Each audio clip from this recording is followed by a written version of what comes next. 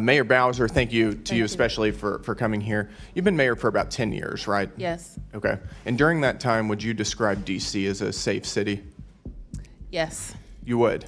Listen, Mr. Gill, and it was brought up earlier by the Congresswoman from The murder Detroit. rate in Washington, D.C. is the fourth highest of any city in the country. Would you describe that as a safe city? I have heard every statistic and factoid, and they're all different about where our city. Are you disputing that Washington, D.C. is the fourth highest murder rate in the country? I'm not familiar with that statistic. You're not familiar with that What I know, statistic. Mr. This is Gill, your city. Mr. Gill, Respectfully, excuse this me. is your city. Respectfully, I know that we have driven our murder rate down. What was the homicide rate in 2014 before you were elected? I don't know. Do you know how much the homicide rate has changed during your 10 years as mayor? I do. How much? It has gone up. It's gone up by about going 70%. Down. It's gone up by about 70% from I don't think that's 2014 to correct. I don't think that's 2024. Those are correct. from the Metropolitan Police Department. That I don't is think correct. that number is correct. You should know the crime statistics for your own city, I do know especially my whenever crime it's this statistics. dangerous.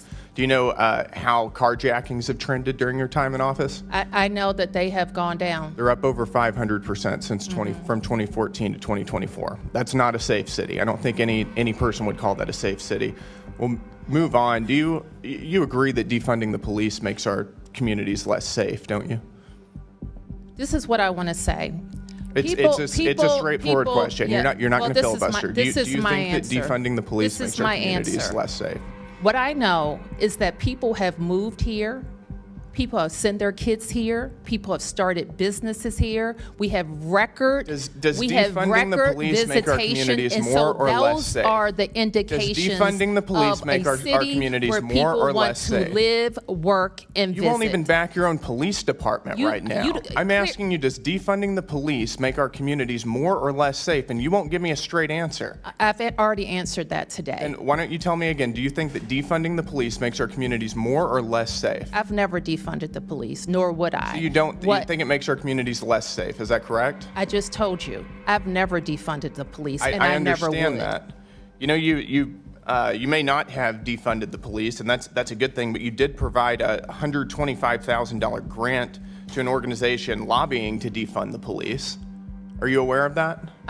What is that you just raised? It's an organization called HIPS that you provided just this year, fiscal year 2025. $125,000 grant to. I think we funded them to do public health work. Quote, "It's time we shifted to a society free of police and systems of incarceration." We fund them for public health work. For public health? Yes. Does this make our communities more healthful?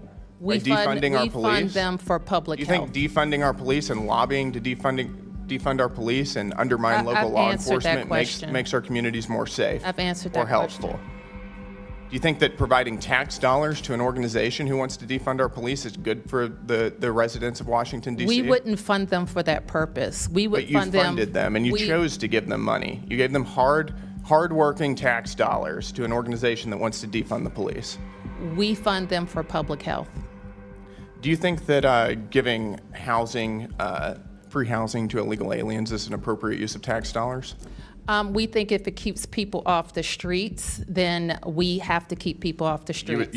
You agree with giving your residents tax dollars and using them to give subsidized housing for illegal aliens? But Mr. Gill, we also didn't agree with the governor of Texas or Arizona busing people, tricking them to come to our city. And we didn't agree with that either. It's surprising to me because you're also funding NGOs that support free housing for illegal aliens. And I hope you would agree that other governors shouldn't send people on buses that don't have any housing to our city. Free housing for illegal aliens in your city.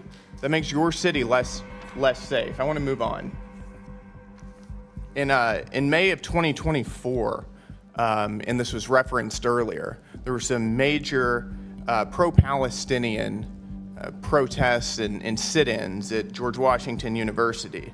This was during final exam season. They were terrorizing Jewish students. They were doing it for weeks. It was a major problem. The police were called in and you stopped them from doing their job. Why is that? I didn't stop the police from doing anything. It is illegal for them to block a roadway. We've got the law right here. It's unlawful for a person alone or in concert with others to obstruct or incommode any street avenue. That's exactly what they were doing, and you refused to allow police to clear them out. Why is that? That's incorrect. Why would you stop? Clear the record then. I never stopped the You didn't police. stop them. No, I did not. You didn't stop them. Would you like to explain what happened? Why police never cleared out this roadway? Police did clear roadways. They were there for weeks.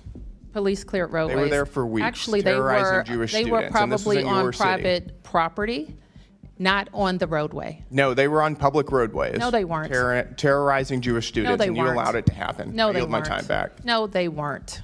She's been mayor for 10 years. So why couldn't she answer one simple question? Is her own city safe? That's the moment Congressman Gill put Washington, DC Mayor Muriel Bowser on the spot. Her answer? She said yes. But the numbers tell a different story. DC has the 4th highest murder rate of any city in America. The homicide rate has climbed 70% since 2014. Carjackings? Up more than 500%. And when asked about those numbers, the mayor claimed she wasn't familiar with them in her own city. Then came the harder question.